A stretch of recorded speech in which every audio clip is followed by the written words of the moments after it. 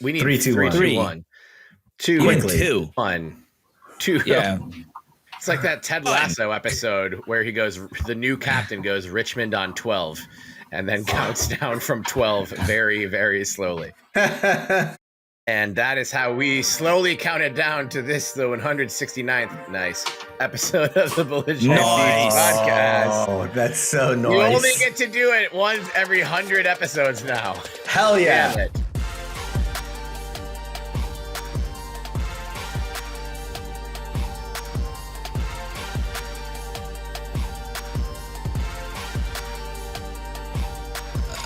When was 69? Until we get to 690. Then we'll get 669 and 690. And we can do 696. Oh, we can do 690, all of them. 690, 691, 692, 693, 694, 695, 696, 697, 698. That's going to be the most insufferable 100 episodes. Well, that will be a thirst trap. I mean, 10. Quarter. Oh, yeah. I can't. What am I doing? Math. But hard. I don't do math. I feel like what position is 699? What is happening in that position? What about 696? Well, usually you pay double for that kind of action, Cotton. I hate when I scroll for my age in a sign-up form. In either 699 or 696. Just doing that a couple times. Someone is incredibly left out and probably feeling a little bit lonely, I think. That depends on their preferences. I'm just trying. I'm looking at the number in my head. Yeah, you know. I got to type the number out to kind of see what's happening here. What do you mean? What are we talking about? Don't worry about it, Benny. Okay. If we unpack this, it'll get too weird. There is a song by Ninja Sex Party called 6969. I think you can safely play 5 seconds of that song and we wouldn't get banned from YouTube again. So if you want to try this, I'm just kidding. Don't play that. Featuring Tekashi. Oh yeah, he's in jail. Right? It's an American comedy rock band. I didn't know that. Ninja Sex Party. Yeah. I bet it's a fun concert. I'll check them out. I bet that's a fun song. Let's get them on. Their album is called Balls Out. Oh, nice. It's like the Bloodhound Gang. They are like they're a Bloodhound Gang 2.0. Bloodhound Gang got pretty huge for like clearly giving the fewest fucks of anyone in the music industry. Yeah, for sure. They were like embedded with Bam Margera and that whole crew. Speaking of bloodhounds, Benny, are your dogs running around with like rattles right now? What is this background noise? I was on a work call. Yeah, they ain't nothing but mammals. So we're my French bulldog fucking ruckus on the Belligerent Beavs channel. Dude, my French bulldog was snoring so loud. I was in a team meeting today with like 20 people, and they were like, "Ben, can you please mute your mic?" Because my dog was snoring so loud. Oh, ways away from me. Can you mute your mammal, please? That's pretty great. We should start saying that. Mute your mammal. Eminem. Mute the mammal. Mute your mammal. Nice. Well, this is the 169th episode of the Belligerent Beavs Podcast, and we will laugh every time that's referenced. That man laughing is JP Bertram at JP Bertram on Instagram. At the Trill J on Twitter. That's the _ Trill _ J, because he's too trill to be real. Doing these at the top now. Oh, I like it. Top down. It's Can you plug my red card? Trickle down. Yeah. Before we hit record, JP was signing us up for something called Red Card, and I said I'm much more of a yellow card person from my days on Ocean Avenue, where we used to sit and talk with you. We were both 16, and it felt so right. Sleeping all day, staying up all. Okay, fine. Fuck it. You guys aren't into it. We can't play 5 seconds anymore. Who is that? Yellow Card. There was that Yellow band. Card. Ocean Avenue. Yeah.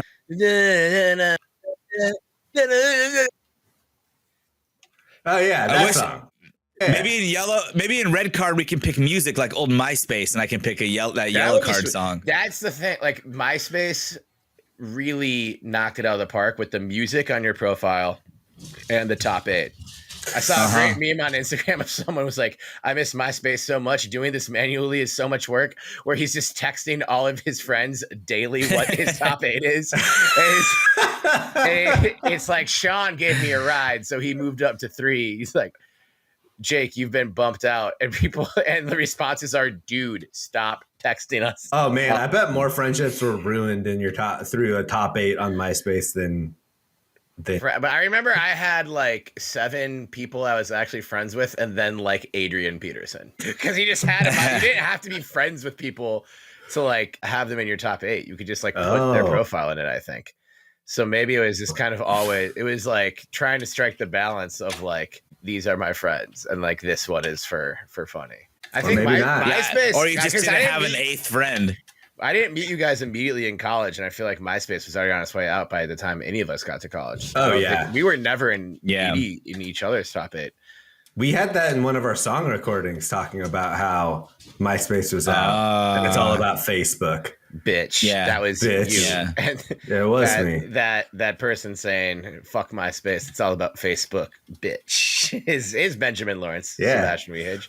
I made it so that we could retrospectively look at that time period. You knew and know that Facebook was already. You knew that Facebook was on the in 2006. I think Facebook was already pretty well established. But so Red Card, to catch the listener up, Red Card is what people are flocking to from TikTok. Do I have this right, JP? I believe so. Yeah. TikTok is a day away from being banned, kind of like the Vikings are perpetually a year away from being a year away from winning the Super Bowl. That's all I'll bring up. It's okay. But I have I know we have the TikTok. I haven't touched it. I've successfully not even registered for a TikTok profile or download the app on my phone. And ever? No, I don't have the app. I have seen TikToks, but I don't have my own TikTok. I only got into it maybe 6 months ago. So late to the party, but I kind of like it.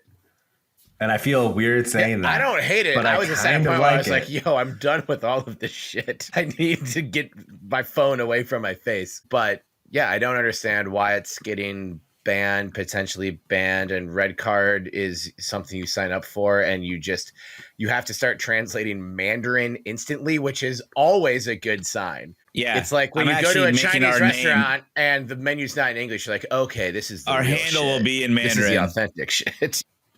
Yeah, there's our handle. It's in Mandarin. I'm working on it. I don't know why my thing is so. I don't know. Is that the belligerent beavs in Mandarin? Now you're super blurry. Now you're smudged. Oh god damn it! Smudgy motherfucker. Oh, there you go. There's no direct translation for belligerent. They think it's just aggressive or warlike. It's American. The warlike beavs. It's just the same word for American. Yeah, but I did find it. That's a good name. I did find belligerent drunk beaver as a translation, and we're gonna roll with that. That's basically what it is. Yeah, and we are. You can't change your name. Well, this can only be changed once.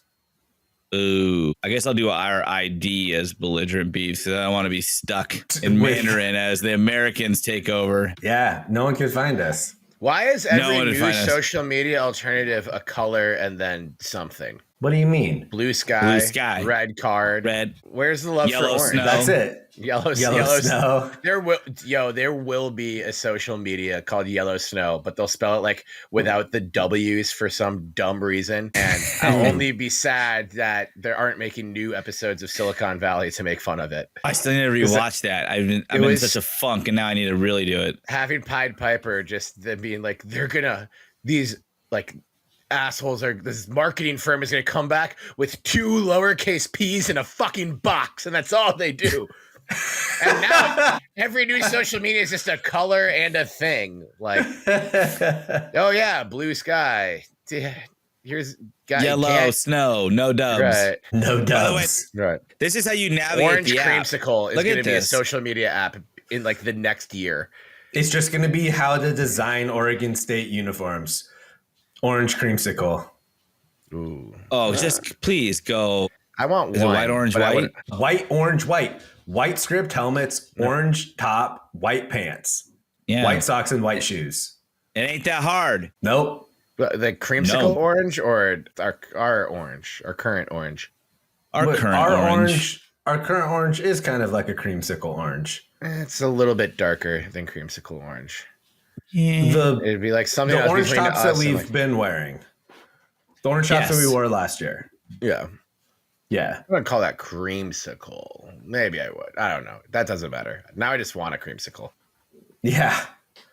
Me too. I'm just spending all episode one. learning Mandarin to try to get our account set up on Red Card. Right. I will say, I don't know who's in charge of the uni combo at schools or specifically at Oregon State. They let the players vote on it, right? Isn't that what they did last year? Well, someone needs to get into the player's ear and tell them that we should be wearing that uni combo. You want white, like half the games? White? I don't know if I want that half the games. Maybe every game. White, orange, white. Okay. All whites are pretty sick too. College football podcasting in January when you're not in the college football playoff. future UD combinations. The portal's closed. We do have news to talk about, and we will. We do. We'll get into all kinds of stuff, including a great call from JP from earlier this offseason that has now come completely to fruition, almost exactly. So we'll get into that. To a T. Yeah. To a thing. Listener, we want to know if you're we asked about your New Year's resolutions last week. Let's give us an update. Are you sticking to them? Are they still around? I have noticed that Benny has already biked like 9,000 Peloton miles in these first 2 weeks in January. Just absolutely crushing it. You've already done like 2 Tour de France's on your Peloton in these 2 weeks. In the comfort of my basement and not having to climb the hills of France too. It's nice. Yeah. Who want to be in France? Right. Probably don't even have a red card yet. Lazy Frenchies. Yeah. That's why you lost whatever war that was. The French Revolution War. That's why we had to bail you out. That's not even historically accurate. That's why my basement's better. Right. Yeah. Take that. But Benny, you're nailing it. You look great. How are you feeling, dude? Thanks. Feeling good. I started getting Factor, and not to give Factor a free plug, but Factor looks good. I haven't done Factor. What the fuck did I do? It was similar to Factor, but like before. I think it was like Freshly or something. Oh yeah, Factor looks better. Where that was when I was single, and they really marketed it just towards single guys. Like, hey, are you single? Suck at cooking? Horny? Well, guess what? We'll send you a steak to your house so you can just put it in the microwave, man. I'll say this. Wasn't bad. Yeah. Wasn't bad at all. Factor looks a little more refined, though. I think they've kind of mastered that culinary technology a little bit better. It's not great, but it's healthy-ish. Yeah. Healthier than McDonald's and Taco Bell and Nellie's chili. I don't think I've had fast food yet in 2025. Have you? Oh man, good for you. I don't think so. No, I had Subway once. Did I? Or is that I had Jimmy John's. Does that count as fast food? We're not counting Jimmy John's. I don't think I've been to Jimmy John's either, but we can't. Who among us? We can't count Jimmy John's. McDonald's is on a different level than Subway, though. Right. No, Jimmy John's sucks. I will say agree. They have Jersey Mike's is the best. Jimmy John's has only one kind of cheese. What kind of sandwich shop only offers you one option of cheese? That is so weird to me.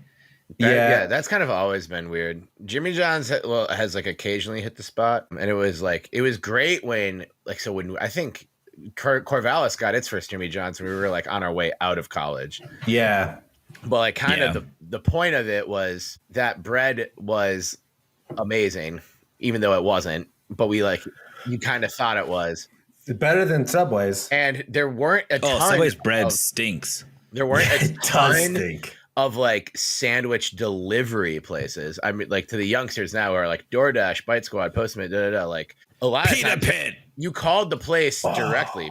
Pita Pit sucks. I'm sorry. No, but dare you? Chicken Caesar pita. Or a steak pita with hot sauce. Jimmy John's was like, we'll deliver at 3 a.m. within like 6 minutes. My mouth just started watering. They did do it. Like they were that freaky fast at the beginning. And now that's just, gone by the wayside. And if you get Jimmy John's delivered, you probably have to go through DoorDash, and you're lucky if you're getting it in 2 hours. Well, and if you don't pay more in fees than for the fellow college kid, like as high as you were, would show up at your house before you like hung up the phone with your sandwich exactly to your specifications. That's when Jimmy John's really rose to power, and it's changed. I really like Jersey Mike's, Benny. You and I are united there. Alone on an island. Their club. For chain sub shops. Jersey Mike's for chain. You saying for chain like that is like slang? Chain. That's for chain. For chain. Off the chain. That's for so chain. There's my chain. There is your chain. Very good. Not the one that I got electrocuted with. I still have that one though. Oh my God, I forgot about that story. Wasn't that what YouTube user did we meet through that? The person who like really was that called how that me started? A moron? Dumb, yeah, someone called you some dumbass or something. Like what? Chain guy's a total dumbass, but like by the end of the paragraph, he was like, and that's why this is my favorite podcast ever. I don't know. What I do know is my name's Terry Horseman at Terry Horseman on Twitter and at Terrence Horseman on Instagram.com. And we should probably get into a quick beer segment here and then get into the meatier parts of the show because we've got some Oregon State football coaching shit to talk about. We've got some recruiting shit to talk about. Mm-hmm. Men's basketball has a massive home game against the Zags coming up. Women's basketball has been on an upswing. We've got some other coaching departures and other programs to hit on. I don't know how much we'll be able to dive deep into them. And more praise for Oregon State baseball, which is will surprise nobody. But I'm so excited. Keep on keeping on. Can you tell? Yeah, Benny's got his OSU baseball jersey on. That was also your outer layer in Boise when it was like 15 degrees at kickoff, and you're like, I'll be fine. And to your credit, you never complained about being cold once, but you were cold. I was pretty cold. Did you feel bad complaining about being cold because you knew someone told me I was going to be cold if I wore this, so I can't say anything? That is one of the most guilty times that I feel is when someone's like, hey, you should probably do this. And I'm like, bah. And then they're in. You might want to bring a jacket. Right. I don't need one. And then 20 minutes into it, you're like, I really needed that jacket. But yeah. The hand warmers were clutch. Hand warmers were clutch. And also, thankfully, we were with some like hardened Idahoans who were like also not really dressed for it, but were like, this is our atmosphere. What's cold? The guy with the Michael Myers mask in front of us that didn't say a word the entire game. No, he fist bumped us like several times. And I was just like, please don't kill me. No, and everyone was so nice, but Michael Myers' dad, who was like 80 years old, was so mean. He was the only person that was not through his fucking mask. Well, Michael Myers did, but his dad was super mean. Oh, his dad was mean? Okay. Yeah, he's trying to get us agitated. Oh, right. Yeah. Anyway. Didn't work.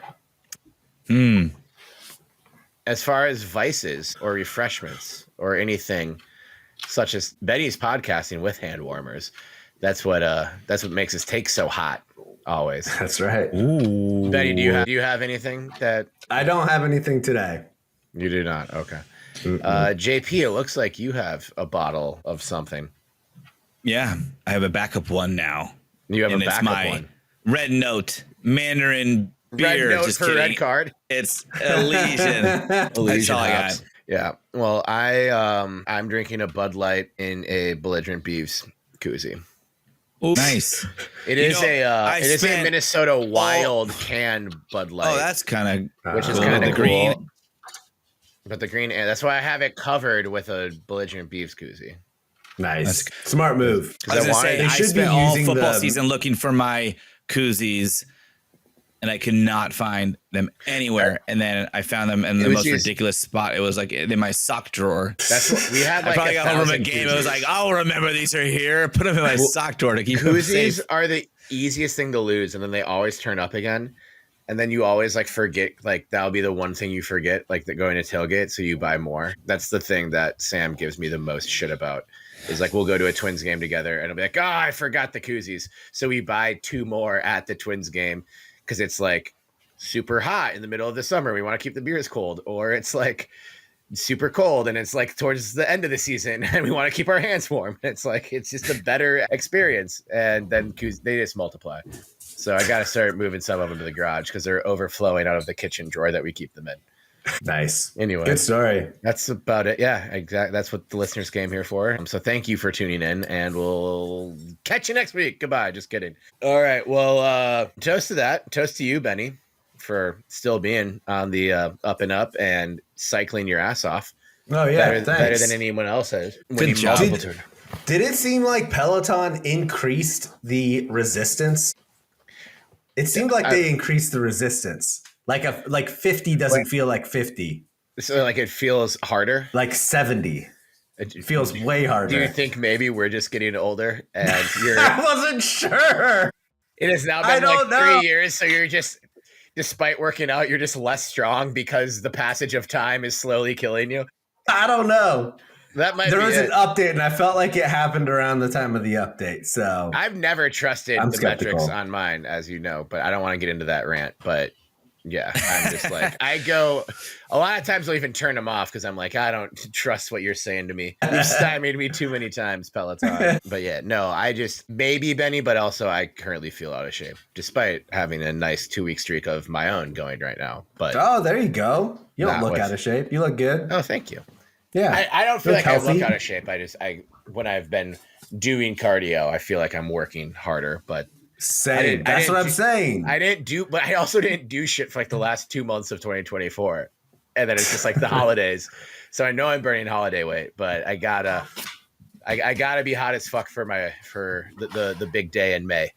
And in March. God damn it, we're gonna get there. And March. I gotta be really hot to be with all of my dude friends in Vegas. Because if I'm not hot for my guy friends, what else? You can't be in like the bottom quarter of the bachelor party. Yeah. Dad bods when we go to Stadium Swim.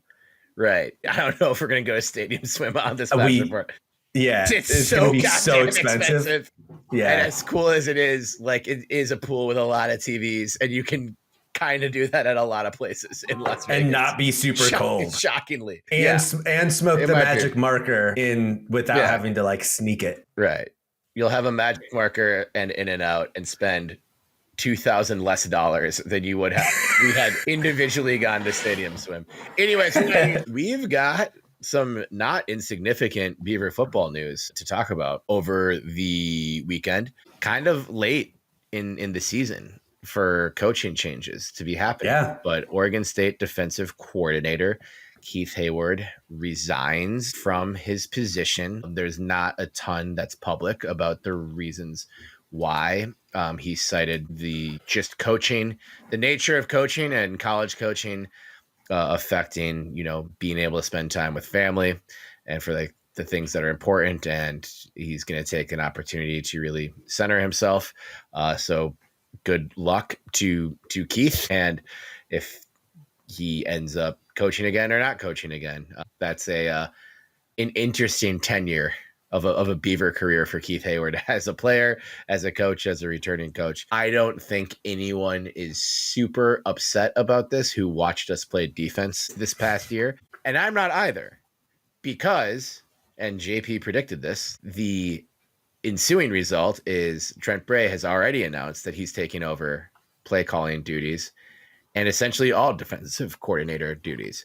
I imagine there will be a hire or two to the defensive coaching staff, but no one will get the title of defensive coordinator. That is Bray, again, who is also the head coach. He joins Vanderbilt's Clark Lee as the only other coach in college football currently who is head coach and also fully responsible for the team's defense. Just instant reactions from either the Heyward side of things or also Bray sliding in. JP, why don't we start with you? Because, well, I think a lot of people were like, can Bray just call the plays again, like when things are going poorly? But just what do you think now that we have both pieces to this of Heyward resigning and Bray making it official that he will be once again fully in charge of the defense? I mean, not unexpected.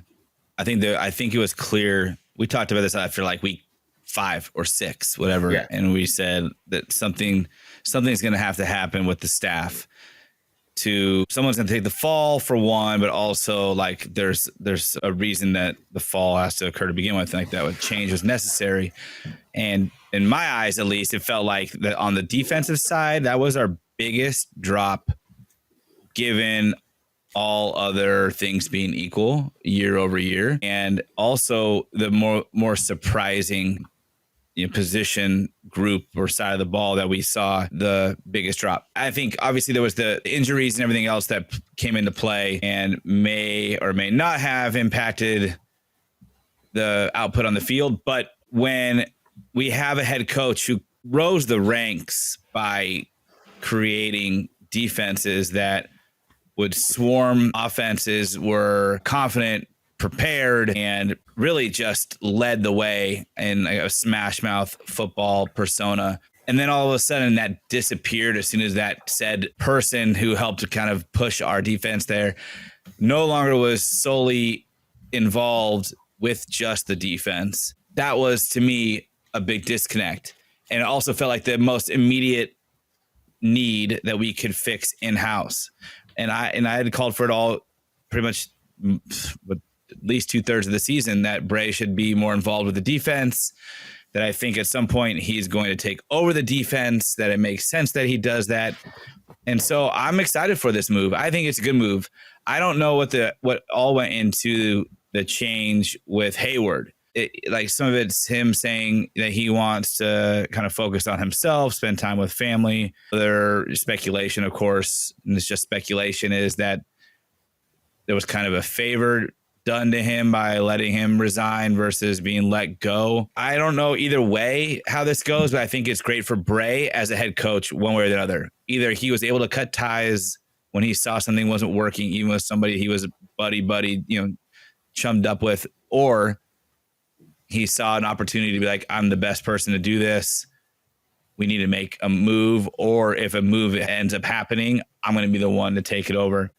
Only worry about his capacity as a coach, this young and this inexperienced, to do both jobs. I know they're saying they're trying to bring in some sort of like analyst type, or probably going to end up likely becoming, I would assume, if it's... There has to be at least some additional staff hires to like... And I think they've said that, I'm pretty sure Bray said that's the case, that he wants to bring in someone who's like an analyst type that can help him do both the linebackers and I believe defense, if not associate head coach. But that's what I think is going to come in. There's going to be an associate head coach who's going to help assist on the linebacker side, because Bray's also now coaching linebackers. So not only is he doing defense, he's coaching linebackers and he's the head coach. If there's a man for the job to do all of that, it's Trent Bray. But can he do all of that over the course of an entire season in his second season at the helm? Yeah. Is this the right time for our program to attempt something like that? That's the part where I have a little bit of hesitancy. So I hope he does bring in somebody with some experience that is resigned to the fact of like, I'm going to just, be the associate head coach and like help out here and there and pick up the slack where Bray, maybe is not seeing the bigger picture or not seeing the smaller picture or feeling overwhelmed or needs a person to bounce ideas off of. I believe that's coming, but I actually think this is like a very, very positive move for the program. Yeah, I agree with you completely. I think that this is, first of all, I hope whatever caused Keith Heyward to step down is resolved, and that he's able to spend time with his family. But for the program, this is a good thing. I mean, the amount of pressure that we got in the backfield last year was, none. And the secondary, whom was filled with some new faces, and there were some injuries, but was also routinely caught out of position. I mean, it was pretty ugly most of the time, in multiple different position groups. I do think that this is a vote of confidence for Gundy, though. I mean, if you're Bray and you're saying, okay, I'm going to take time from basically running the whole ship here to taking some of the time to focus on solely the defense, that kind of puts Gundy in a position where he's really being given the full reins. And I don't know if he didn't have that before, but I do think that that's a vote of confidence for him. But I also agree with you, Jay, is like, if anyone can do it, it's Trent Bray. But I think when Trent Bray moved into the defensive coordinator position, when Tibesar was let go, that was a little bit different because he's able to solely focus on the defense, and it was like all brand new to him, and he's able to really like change things the way he wanted to. I'm not saying that won't happen, next year, but he's a second-year head coach, and is he biting off more than what he can chew here? But I also don't think – I think he's probably aware of that too, right? And either he has a plan in mind or he has a way in mind in his head that is going to allow him to do why both. I think these sort of now retroactive moves matter. Like who gets brought in to the coaching staff, because, of course, this is a kind of a good problem to have, but we mentioned the offense. Thomas Ford getting the head coaching position at Idaho, took Avery Roberts with him. That's something that happens like when you are seen as successful, is assistants on your staff will get opportunities at bigger positions at other programs. And it is the head coach's job to react to that, either backfill, fill from within. I really hope they bring someone to focus entirely on defensive backs into this.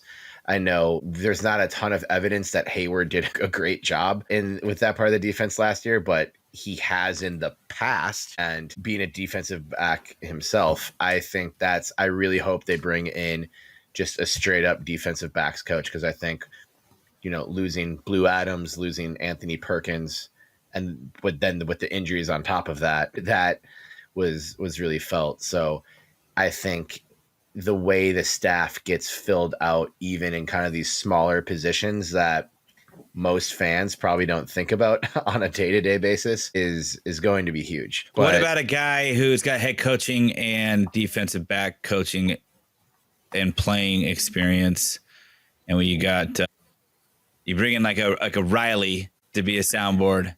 What's he doing these days? I don't know. He's on the college football playoff selection committee. I think he'd have to forfeit that. You would have to forfeit that. I don't want to. We don't have to speculate hard, but it does say in Dashiell's report that Bray plans to hire an analyst with head coaching and linebackers experience to assist him. Sure. With coaching linebackers and the defense in those areas, it says, but that's after the fact. I mean, that's Brady during Hoke. The football season. Brady Hoke would be great. That's Hoke another one. Hoke would be a fantastic addition, especially in a Bray, analyst Bray role. expects to hope to have a decision within a week.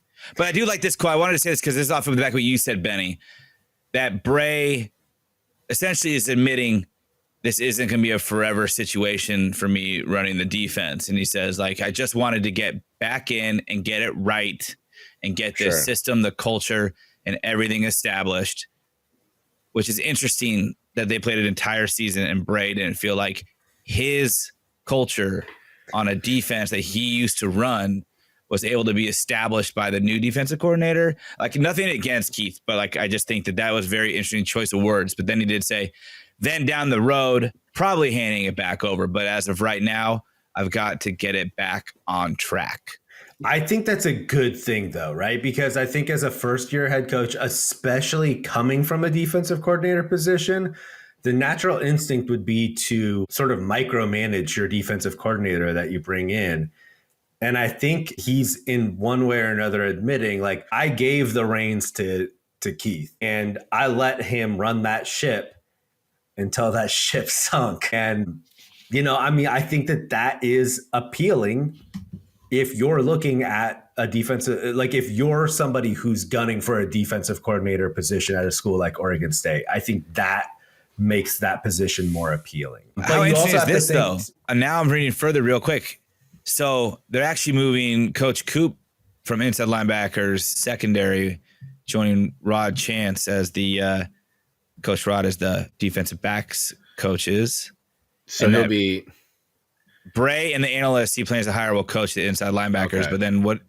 So Coop and Rod are all over the defensive back. That's fine with me too. I just wanted chance to get more assistants to coach the secondary. Well, as long as there's people I don't know how much Heyward was making, but you get his salary paychecks off the books. Right. And if you want to backfill having like 2 defensive back coaches, you can do stuff like that. If you get an analyst on the nickel on the dime. Blue was the defensive backs coach and Perkins only coached cornerbacks and didn't have anything to do with, safeties or hybrid players or anything like that. So that could be something they do. Again, moving Coop over, and then I don't know, maybe they're bringing in Ray Lewis or somebody, which would be very exciting. If we get an influx of that Bray energy on defense, I mean that's exactly what this team needs. Jay, you alluded to it. The team just played so differently on defense than we've ever seen, or not that we've ever seen, than we've seen in 15 years. Yeah. When Bray was the defensive coordinator, and that did seem like a completely it was 180 degree turn. It was instantaneous too. Like again, look, we're like nothing against Tibesar. Like we didn't hate Tibbs when he got fired. I think it was clear that a move needed to be made. But the next week, it was like we had opposing offenses in 3rd and long, like multiple times. And it was like, oh my God, this is so easy now. Like, we're just not giving up 9 yards on the ground instantly on first down anymore. Like, well, and how long was Tibesar struggling for? I mean, it was a couple of years, right? It was, Well, I mean, it was hard to tell because of the progress that was taking place. Like 2019, it was like, they played a lot of games that were like high scoring, but then they would buckle down and play pretty good defense in a game. And then 2020 was just kind of whatever. Yeah. And 2021 was sort of the year that things shifted a little bit and the offense was clearly ahead of the defense. And it was halfway through that year that they made the move. It was after that Colorado game that you were at that we should have won. That's right. Yeah, and Everett Hayes kicked the record-long field goal in Oregon State history. It was super long. Does it make you guys wonder, though? Did Melvin and Isaiah know this before they entered the portal? Probably. Right, because you just don't know how long this had been lingering. This isn't something that just popped up overnight, most likely. No, I think it was clearly all season. The ramifications just starting to get felt as competition got stiffer. Are you saying, like, maybe like some people who entered the portal might be like, oh, if Trent's running things, I could see myself. Or no, I'm thinking it's the other way. Maybe that was like they left because they knew Heyward was leaving. Heyward may have been their guy. Or Bray also was like, you guys didn't uphold what I was trying to build. Okay, sure. Interesting. Yeah. Because it is. Who knows? I love Melvin and Isaiah for sure, but it was great having them on, seeing them on the field after games, everything. And their families are awesome. And I'm not trying to like pin this on the reasons why they specifically transferred. No, of course not. But you do wonder, of course, like behind the scenes, how much was the writing on the wall for them that they felt, I need to go find a better situation for myself. And what were the writings? Right. Well, and they were both freshmen too, so they weren't around when Bray was defensive coordinator. The coach is about to, or the coordinator. Well, Melvin was. Yeah. Was he? Wait, they both were. Isaiah had somebody who got into the bowl game against Notre Dame. You're right. It was Melvin. You're right. Yeah. Well, Melvin had a pretty decent game, and Isaiah was. You're right. Isaiah got in for like one. Yeah. I think he got in. So they were on the team. Yeah, they were on the team. Yeah. Yeah. But it's still like, who knows what their dynamics like, right? And maybe they just found an opportunity that was better suited for them. But it makes you wonder, like, because I know people were very like worried, like our linebackers coach can't, like previously linebackers coach turned defensive coordinator turned head coach can't keep his best players from his original like coached position group and the position he played. Like that's not a good thing. That on paper is not a good thing. I will say I'm not worried about the linebacker position.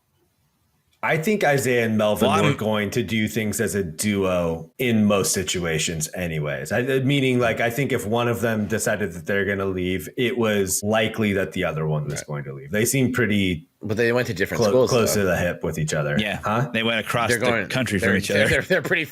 They're not close to... One's going to Atlanta. Oh, did they already announce what schools they're going to? Melvin's going to Georgia Tech and Isaiah's going to UCLA. Well, that's right. I did see he's going to UCLA. But Dexter Foster's a hell of a player. We've got depth at the position. Even if those guys aren't as talented or as productive as Melvin and Isaiah were, that's a part of the defense that I just think will be the floor is going to be fine. Yeah. Yeah. As long, but maybe that came into play too with discussions about this upcoming year. And there's almost no way that the defense has a worse bill of health than it had this season. So it'll be interesting to see what happens during the spring transfer portal. I mean, if there were players that were really tied to if they go into, we'll see that. As of now, I know they can't jump in the portal immediately, but we haven't.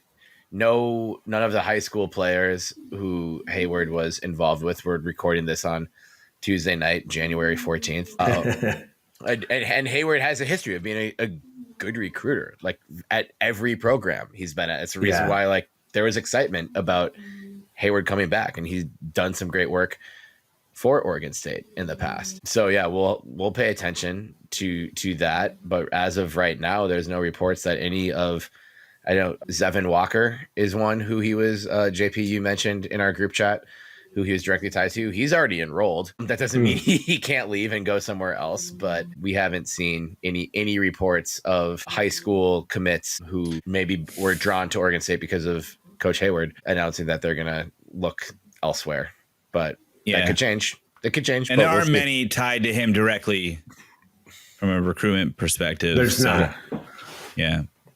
That's good. So we'll see. Yeah. Or maybe that isn't good in the sense of analyzing coaching. Our defensive coordinator is so hard, dudes. But seismic shifts needed to take place, even with all of the defensive injuries considered. But we'll see, and it'll be a fun thing to follow through the spring. Yeah, I'm sure a new linebackers coach will come in who Bray will say has moxie, has juice, has passion for the game of football. You have to drag him off the practice field. He's already lost his voice, and he's been here a minute and a half. All that coach speak that we love to get excited about in the springtime. Well, let's shift from someone departing to someone arriving, and talk about our new best friend T'Andre Waverly, who commits to Oregon State. And this is fun. Big time recruit, 4 stars at a lot of places. In the the great Key and Peele bit, the East-West Shrine game. It wasn't the Shrine, it was East-West, All-American. The Shrine game is college. But in East-West game for All-Americans, T'Andre Waverly goes over there, and there's a podium, and there's his family behind him. It's on ESPN, and media person interviewing him, and there's a Notre Dame hat and a Washington hat and an Oregon State hat on the podium. I don't think I've seen an Oregon State hat recruitment announcement on TV since Tyjon Lindsey. That's really the only one that the only recent one that I can remember. We're never the hat guys. It's never this guy's on TV going looking at the different hats and then putting an Oregon State one on. Maybe we get on that table as in consideration sometimes. But I was just watching this almost by accident, and I saw that orange, that maybe creamsicle, maybe whatever shade of orange, and I was oh, that's a weird is something wrong with the TV? That Tennessee hat looks weird. Oh shit, it's an Oregon State hat. And then T'Andre puts it on, and this is 4-star tight end. Is he a receiver? He's listed as an athlete. could play tight end, more just weaponry for Gundy. And the fact that this is a kid in an All-American All-Star game and clearly in a position where he can play wherever he wants with that kind of talent, and plucks an Oregon State hat off of the surface that also holds a Notre Dame hat, who are playing in the national championship in a few days, and Washington, a hated former Pac-12 who played in their backyard, and it's in their backyard, and he's a Washington kid. I think the number 3 recruit coming out of the state of Washington. He's very, very high up there. Yeah. Obviously, we don't get into analyzing high school highlights much, but just sort of like the fact that this was nationally televised. I don't know how many people were watching it, but we talk about Bray and just the state of the program. And I think I'm not going to focus on last year much, but like Bray has to avenge the bad feelings that happened in things like the Air Force game. He can't do that until this late August against Cal, when games start counting. Winning the offseason is something we typically make fun of those guys down the road for. But also, you can't say don't do it. Like, that, I'm not going to do it. I'm not going to do it. But like we talked about this. We talked about this during the season when people were freaking the fuck out, but there are still wins on the recruiting trail that were happening, and we're like, this is why we can't fire the coaching staff. We need to breathe life into this and see what happens. Wins in the off season do matter. They matter in spurts. They matter in, staying relevant, in getting coverage and letting the world know that you're not dead and you've got something cooking in Corvallis. And we don't get many signings like the T'Andre Waverly signings. So I think this is a time to just kind of forget the state of the defense, what the record last year was, and just be like, fuck yeah. This is a good thing for the program. This is exciting. And like we say in our group chat a lot, we love you, Gundy. But especially if he's listed as a tight end. I say it every morning.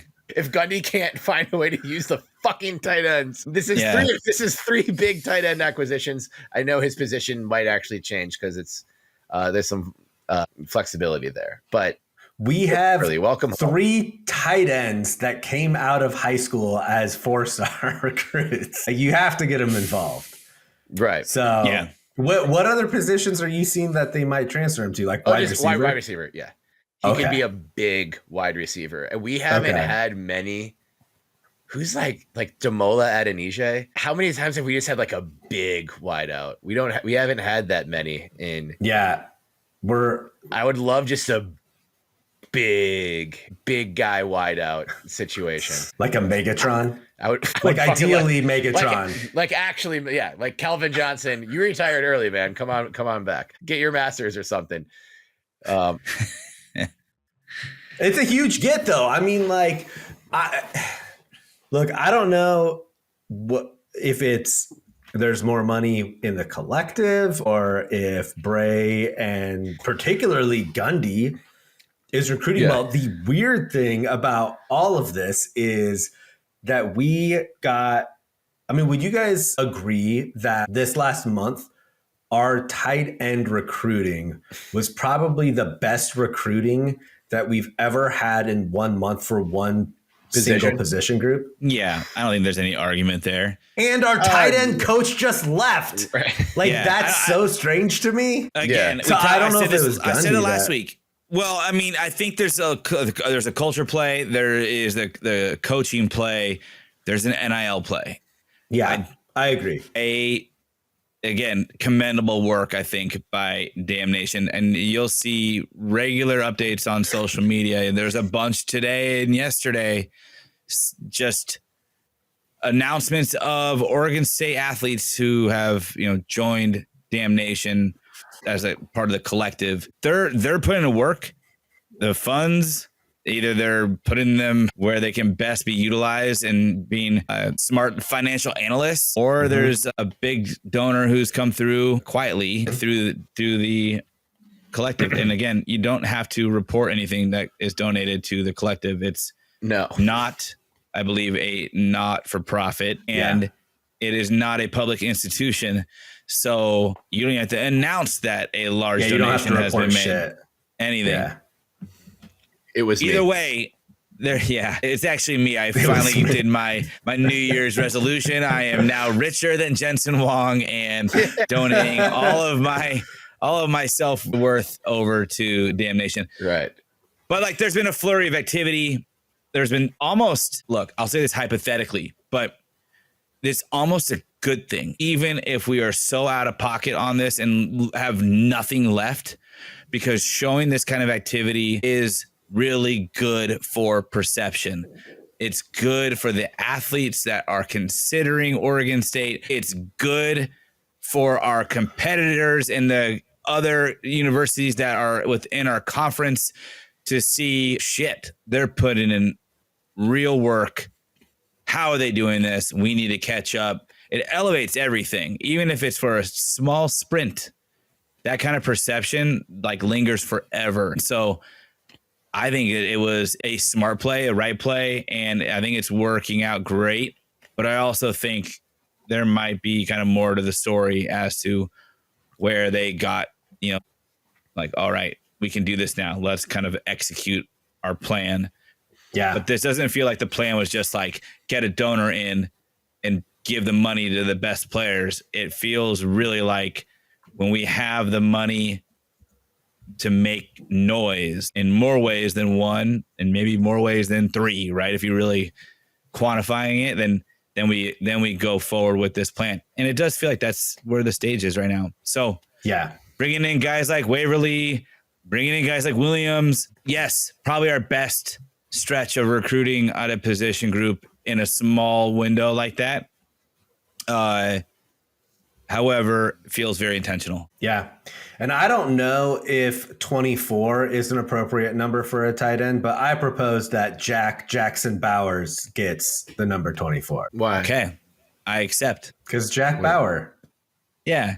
Yeah. And then it actually needs to tick down with the play clock. His number Come changes. on, Jensen. Donate the every technology. Every time he gets a catch, it's just dink, dink, yeah. dink. Jensen's got the video cards to make them small enough to put in our uniform. So, yeah, it just ticks down from 24 with the play clock. There's no rule against it. There's no rule against it at the moment. Yeah. They'd find a way to screw us. I was just hoping that the other thing that I would add on, piggyback off of what you just said, JP, it's good for the fans too. Oh, yeah. This it's so good that it's happening right now. I think last season was so weird. It ended on kind of a positive note, but the season as a whole, I think, was a huge disappointment. Getting Malik Murphy, getting these three high-profile tight ends, keeping Darius Clemens, keeping a lot of the defense together. Like, this is really good for fans, and I think fans really needed this going into the offseason. Well, I'm sure there'll be a lot more momentum to come. Yeah. This doesn't feel so much like last year's push. When things looked rough, it was like, all right, we got Bray. He's sticking it out. Stability. Love it. Then it was like, all right, we're hitting the portal. We're getting exciting guys, unproven guys, but exciting given that we have nothing in the coffers right now. Right. And then I think we saw, what the reality is with that for the most part is most transfer guys who played prior don't surprise you. The guys who transferred that didn't get a shot, yeah, they're the ones who could be like a dark horse for having a really exciting season. But what we got were guys who, for the most part, had a lot of tape and a lot of snaps played. And they were exactly who we thought they were. Yep. Denny Green. Or should have thought they were. The ghost of Denny Green is going to be our new defensive assistant. That'd be great. I would be so happy. Yeah. We're not going to let him off the hook. Well, there's a haunting sound. I think it's just your dog snoring, Benny. Oh, God. Yeah, that's what I'm saying is like this is a problem during work calls. I think the ghost of Denny Green lives in your dog, and the way he's snoring and needs a CPAP machine. God. And I sell them. My company sells them. All right. We need to move on to the hardwood. Ooh, specifically please. Men's basketball. As it stands right now, it is Tuesday, January 14th. And on Thursday, January 16th, Tinkle and your 13-5 Oregon State men's basketball team gets their first crack at the Gonzaga Bulldogs. The matchup that everyone circled once it was mentioned that Oregon State and Washington State would be West Coast Conference members for the next 2 years. And the matchup we were all thinking about on the day it got announced that Gonzaga would be part of the new Pac-12, when we all texted basically in unison, Gonzaga, Gonzaga, Gonzaga. It's Thursday. This Thursday, guys, Gonzaga is coming to Corvallis. This is probably the biggest regular season game of the year for what it means, what it could mean, what a win could mean, what even a decent showing could mean in the scheme of things. Bit of a mixed bag this past weekend. We can talk about that as well. But I saw the Oregonian reported this is headed towards a sellout, first sellout for men's basketball in about 5 years. So pre-COVID shutdown is what we're looking at with that timeline. And this will be I think just a tremendous opportunity to fill Gill. We've talked about Gill being a magical place when it is packed and loud and screaming. And that is certainly going to be the case on Thursday night. So just, any chance the two of you guys drive down for it? What are our thoughts now? Because this is about I think it's about as big of a regular season non-rivalry game as a regular season non-rivalry game can be, just for what it could mean in terms of net ranking, in terms of resume, in terms of hoping for March. But how are you guys sort of approaching this game that's about to tip off at Gill on Thursday? Yeah, I think it's clearly the biggest game of the season up to this point. And Oregon State has really put themselves in a position where they have to win a game like this. Like they almost have to win this game. I take that back. They don't have to win this game. It would be a huge game for them to win if they're looking at postseason implications. Because of the loss at Santa Clara and because of the loss at Loyola Marymount, you have to win a game like this. And I think they absolutely can do it, and not do it in a way where it would be shocking and there's a small glimmer of hope. Like this team, when they're playing their best, is good enough to be a high caliber team like Gonzaga. You add Gill rocking to that, and it is an intimidating atmosphere. And this team plays significantly better at home than on the road, barring what happened in the last game at Pacific. But they can absolutely do this. And I think if they do it, it could really catapult them for the rest of the year. They need a win like this. I'm excited to see what Gill looks like. I'm not saying there's no chance that I'm going to be there, but go do it. I might do it. Might be there. But yeah, I mean, like, if just going for the atmosphere would be worth it. But I think there's going to be some real high quality basketball being played. What we saw this weekend, and I will say, like, the way we played against Santa Clara wasn't terrible. Like, I thought we played pretty well. Santa Clara went on and had a great game after they played us. They beat San Francisco in San Francisco, I believe, by like 35 or something. Yeah. It was a huge win. Yeah. And that was like, dude, talk about losing in such a heartbreaking fashion. The ball just clearly doesn't bounce your way sometimes, and it didn't for us. Right. We played amazing at Pacific, and Pacific's not great, but they also beat Washington State in Pullman the Thursday before we played them. So yeah, I don't know. Like, the West Coast Conference is so weird. You just really never know where you stand based on the teams that you play. But I think Oregon State's in a really good spot right now. I think they're playing good team ball. They sort of know who their go-to guys are in which situation, and they're shooting lights out from beyond the arc right now. Like, they have Lolovicious, who is shooting lights so out. So delicious. So delicious. C has found his range. King's obviously like anytime he has an open look, he's nailing it. So, those are the sort of things that you're going to need to beat Gonzaga, and you're going to need to keep your free throws, keep sinking your free throws. They've been really, really good from the charity stripe the last couple games. So, I'm expecting good things. Well, I want to say a comment to what you had just alluded to, Benny, a little bit ago, is that it's weird playing in the WCC because you kind of never know what you're going to get. But I think what's the reality is that we in Wazoo are really the only ones who don't truly know what you're going to get and what you're going to face. I think that most of these teams and coaches and programs are building their rosters around how to best excel within the constraints of the conference's recruiting abilities. And they've built teams to go up against Gonzaga, essentially, as best as possible. Now, I wouldn't say that Oregon State was built without that in mind with its rebuild of players this year. But I can't seriously say that our program's DNA is built to compete against Gonzaga and then, swat off everybody else in the WCC like Gonzaga and St. Mary's have done for 2 decades. That being said, this game to me doesn't feel so much of a must win because of the season and the conference play, but it does feel like it's our first matchup in a meaningful game that would be a test similar to some random team that could be thrown at us in a postseason tournament. Yeah. And that's where I think it's the most important to see where we line up.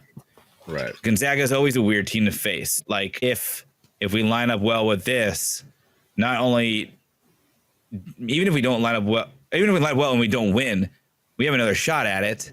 Yeah. And of course, it would be helpful to win the home game, not to worry about the road game. But I feel like there's some element of finally like a measuring stick of where we actually are in the broader college basketball landscape that we haven't really gotten yet this year. And partly by design with our, non-con play, but also not by design, by necessity with our WCC opponents thus far. Like we haven't played Gonzaga. We haven't played St. Mary's. Like we haven't played USF or Wazoo. Yeah. We don't know where we stand whatsoever. Yeah. And this will be the one that will tell us. And I think it'll be a measuring stick, but I don't think a win is the only end all be all, though it would really, really help our postseason odds. Yes. I agree. I think the only thing that would be deflating would be like an absolute blowout, which I'm not expecting, but that's kind of the only, like, you won't even be able to draw if it's a win, great, but there'd be chapters of the season left to write for the team.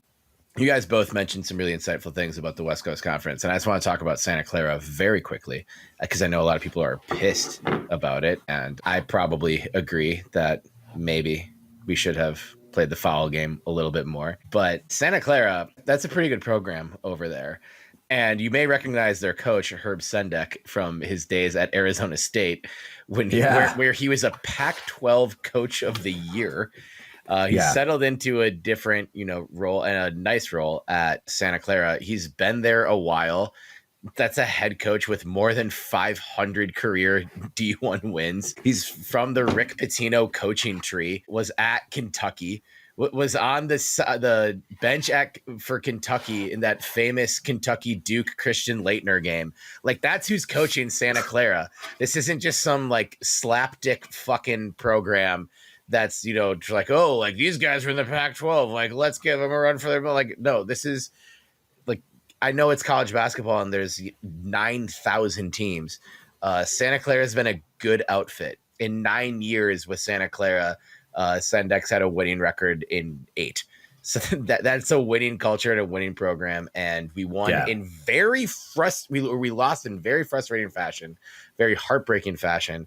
And it's fine to be annoyed by it. Tinkle's road woes, I fueled that, but be happy that the response at Pacific was the response that we were looking for. Oof. And that was our biggest road win in a long time, I believe. Yeah. 36 points.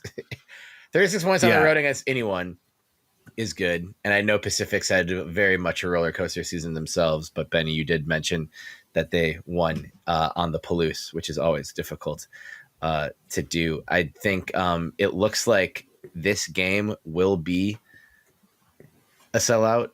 We might have more students. We had over 3,000 students at the game on November 21st against Oregon. Another frustrating and heartbreaking game. I was there. And the last official sellout of which the Oregonian report says 9,301 in attendance. Let's beat that. That was in 2019. The Beavs beat then number 14 ranked Oregon by a final score of 63-53. The last time there was a sellout against not the Ducks was 2016 against Wazoo, and that was the senior day for a couple of different players, but most notably Gary Payton II and a team that was headed towards the NCAA tournament. Wayne Tinkle, who has a pretty good record at Gill, just in general. Sellouts at Gill, not as many as we would like there to be, but there have been 4 of them.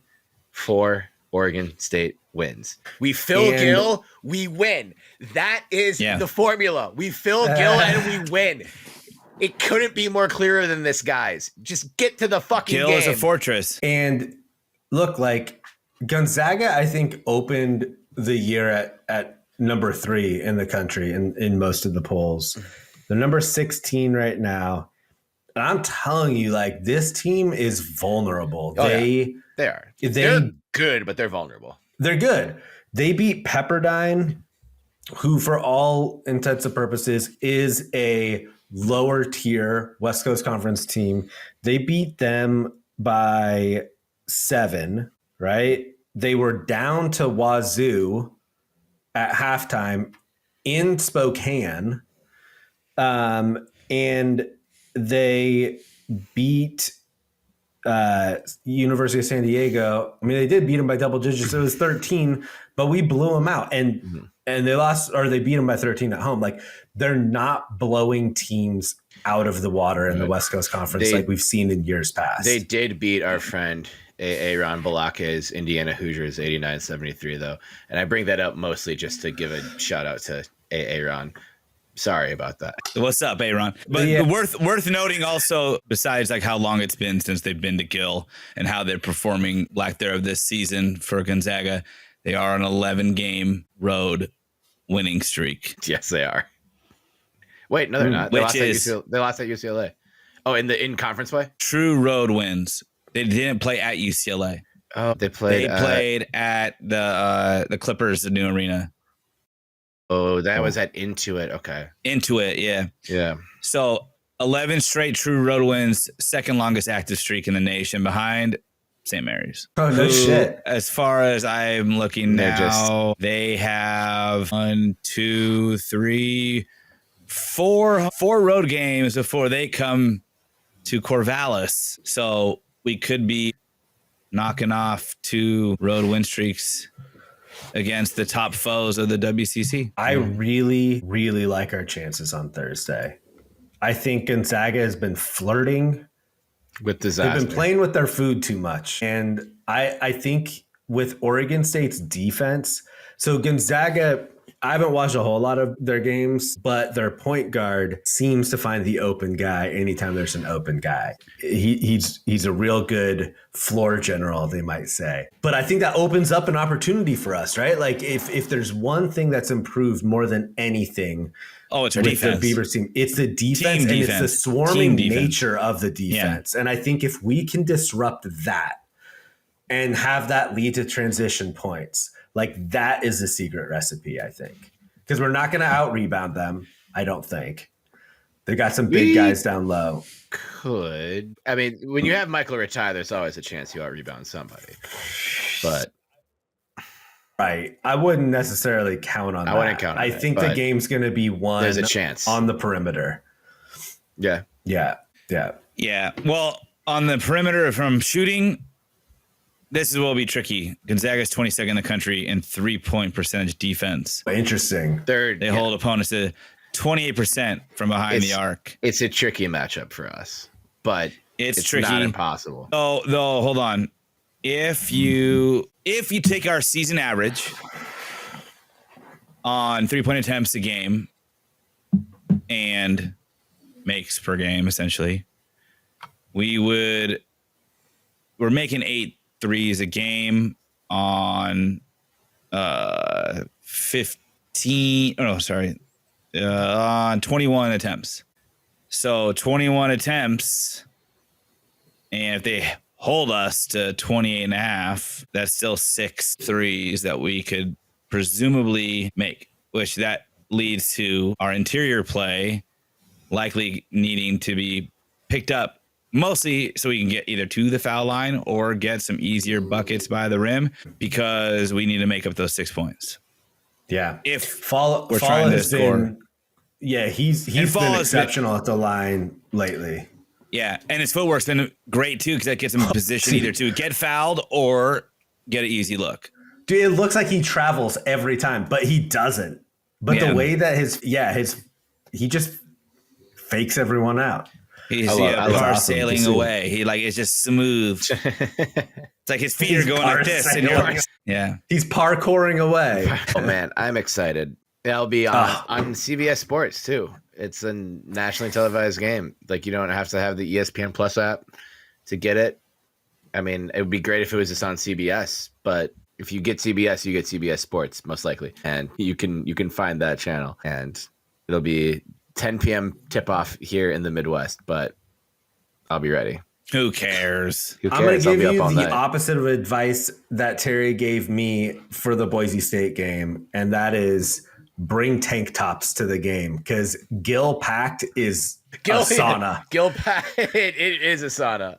It gets so hot in there. Wear a Parcelling away jersey. Yeah. Dress like you're sailing.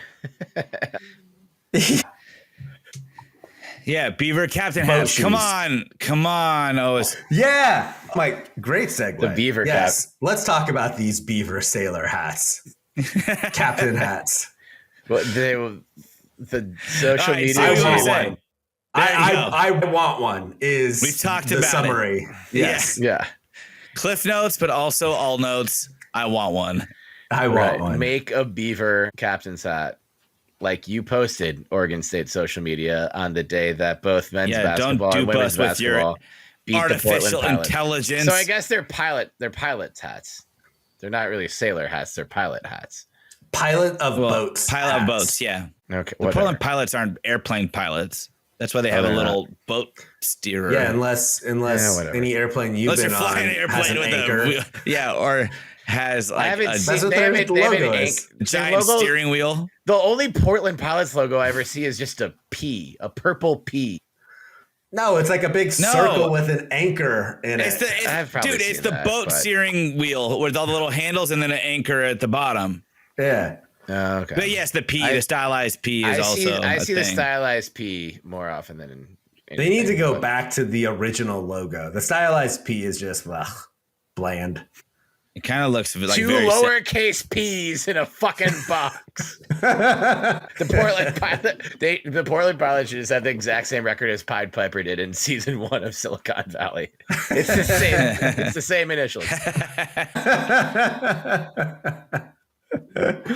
Man, well, that's a great segue into talking about women's basketball, who have won 4 of their last 5 games, and they head to Santa Clara on Thursday. And the standings in the women's side of the West Coast Conference for basketball, very packed. A win could put you in first, a loss could put you in last, and then that could switch with the next weekend. They got a full week between games, and I know they were able to take some team bonding time. The CUWBB Instagram is popping. But yeah, I think and Ruick also just joined some of my coworkers on the Locked On Women's Basketball podcast and talked about his career. It's a great listen. If you are interested, I highly recommend it. He's obviously a genius and a great coach, and it feels like that team really has taken a turn. And big road game also on Thursday, so it'd be a big day for OSU hoops. But I think, I don't think anyone in college basketball got a tougher hand than he did this season. And it was tough early, but he's making it work. And it's just a great display of coaching fortitude. And they're playing good ball. They're playing good ball. I've gotten to catch a number of their games recently, and it's great to see that translate into more wins because they certainly deserve it. I wonder if Trent Bray and Scott Ruick get together and just throw some back every once in a while. Dude, I would. Given how their programs are both completely decimated, right? Last off, there's gotta be like just how in the show Recess there was like a great urge to see what the inside of the teacher's lounge looked like. Yeah. And then one day they get in and it's just like this dump, which is what most teachers' lounges like actually looked like. But then they show the teachers and there's like a secret vending machine where they push a button and then it opens to like this like country club. That's the real teacher's lounge that the kids never got to. I hope there's like an Oregon State like coaches club that's like hidden in research somewhere, and it's just a false wall at Squirrels. There's a false wall at Squirrels that only Oregon State coaches can get through. They know the knock too. Yeah. And they just throw them back and just talk about being a coach at OSU. There's actually a little piece of wood on the wall you have to chew on like a beaver, and then it unlocks the have to change wall. the code. And then talk like a beaver like Terry. Yeah. No, I'm not doing that. But I will say they have to change Terry, the code. talk like a beaver. They have to change the code because, damn it. Terry, tell everyone the code, but in beaver. Greg Dalby just resigned from his post of Oregon State men's soccer to take the job at Air Force, which sucks. The Segway King himself, ladies and gentlemen, Terry Horseman. Which sucks worse than my beaver voice. Fucking Greg Dalby. Yeah, Whatever it is. I think your beaver voice sucks more. How dare you? Well, Dalby left because of a family thing. Okay. Well, I'm saying I didn't know that. I'm not saying he sucks. I'm saying it sucks that he's leaving. Yeah, but your beaver voice was way worse than even situationally him leaving. Bring back your Daft Punk voice. What was my other? Yeah, come on, Robot Terry. Greg, we need. I'll be. Nailed it. Nailed it. I don't even remember what my. I will not take episode 37. Is it? That's the Robot Terry. I don't know what the Beaver voice Terry one was, but also I don't even know why I landed on what I did. You guys just pressured me into doing something. And I was trying to remember, how do the beavers talk in The Lion, the Witch, and the Wardrobe? But they just have British accents like every talking animal in that movie does. But I have a bone to pick with that because every other talking animal has a crazy name, like the lion, the king, Aslan. Very cool. And the two beavers who are so important, they save the kids. They literally save the children's lives. And the names of the two beavers in that story are Mr. and Mrs. Beaver. That's the best name possible. It would have been amazing if they were Betty and Bernice. Yes. That would have been great. Speaking of, did you guys see this Bernice merch now? Yeah, I did. Oregon dude. State. Yeah. What? Yeah, I saw that shit. I saw it on the Nike app. Yeah. No shit. Nike stealing our thunder. You guys can have it. They can, obviously. The Bernice merch that you made, JP, is way cooler. Hey, look, we have to give flowers where flowers are due. They're at least JP doing it. Specifically has been screaming from Mary's Peak for years to bring back Bernice. I think that the athletic program heard those cries. And I think there's a direct link from those cries. In bed at night as I missed Bernice, who I never had a chance to meet until last year. Yeah, maybe they heard those too. Yeah. No. I think there's a direct link there. I got to say, Nike did her dirty on the graphic, man. Really? Now I have to look at it. It's okay, but her nose is like, I know it's darker in person, but like it looks like a 5 o'clock shadow. What? I'm a big fan of the idea of the merch, Bernice and script and their little face on it. It's cool, but it's just like, again, stylized Nike. Like it's on a hoodie, it's on a crew neck, and it's on a t-shirt, and that's the extent of that. They didn't do the jacket. We did the jacket. You did the jacket. We did Bernie's jacket. God, I'm so glad that we did it. Nike, you have access to 1 billion track jackets. How do you not do the jacket? Yeah. Give me a Bernice jacket. Nike needs to do a dope Oregon State. Yeah. No, I'd be other than the one that I have from the actual Nikes that I have tried to wear when it's raining and it like doesn't even go down to my hips. I think that's the style. It is. I know. I had some Seattle fan made fun of me in my Niners jacket. It was raining, but it really hard. Fucking cool. No, I just looked wet everywhere. And then was that the UW game? There was UW. I wore it to another game where it rained less. I think the Idaho game in 2021. But yeah, it was that UW game, and then I was just sad. And you were like, Tara, are you crying or are you wet? And I was just like, a lot of both. Don't judge me. Let's go to beat up so I can cry more. Dude, orange and black and white would make for the best bomber jacket. Like yours is dope. And it's authentic from the 80s, but you could do a stylized like throwback version. Mine is very faded. I would like one that was made now. We can make bomber jackets. Can we? Ooh, hell yeah. Yeah. Oh, dude. That'd be sweet. I don't know what material they're made out of, but yeah, we can make them. Can we sell them on Red Card? Red Note. I still don't know what it is. Well, I think it is supposedly a short form video and e-commerce app that enforces a lot of strict Chinese norms from their government. Oh, I don't. So if you fall in line with it, then you'll end up in their trending section. But if your videos, so we'll never be discovered on that app. This is us hereby declaring that our Red Note account is hereby suspended and deactivated. But if you still want to go on there and follow us, please do. Our name translates to English of the belligerently drunk Beavers. So you can find us in Mandarin. Perfect. Yeah. And hope Dalby's good. I'm bummed to lose him. But is if he it's a family reason, because a family member is in Colorado, to be there with family or near family or something along those lines. So understandable. Yeah.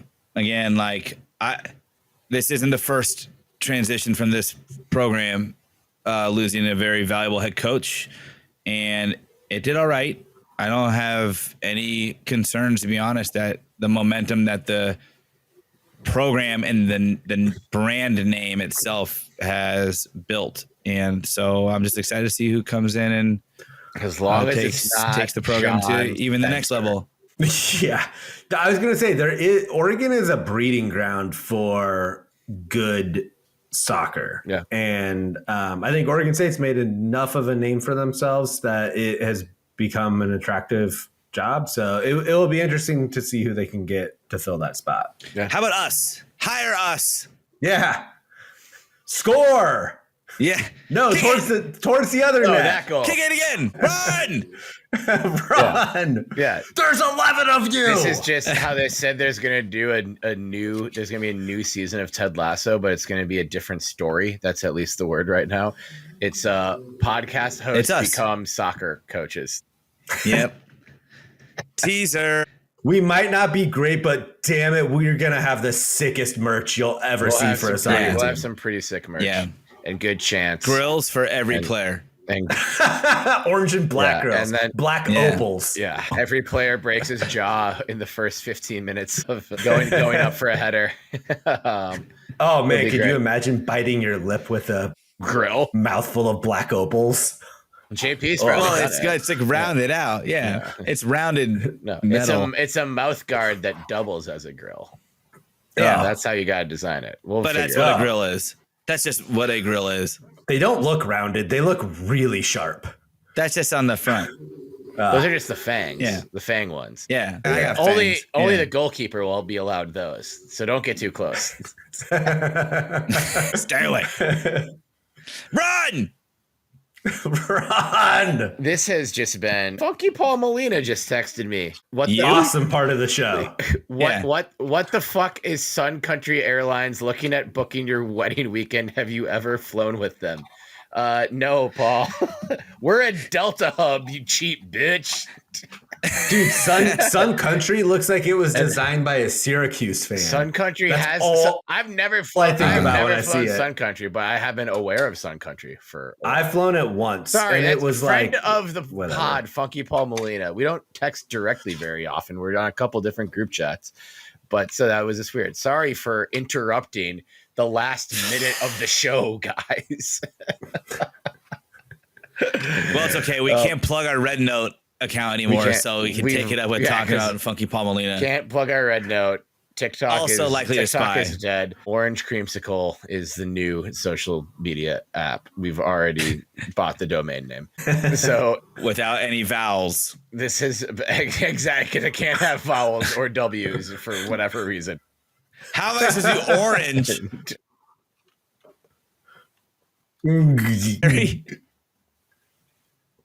That just says that's like LRG. Yeah. No, I'll just call it orange. CRMC. Oh. Okay. We're in our bag. Got it. Thank you for listening to this episode of the Belligerent Beavs Podcast. How did we fill almost 100 minutes? I'm not sure, but it's all pertinent information. You can't skip a single segment. Go Beavs.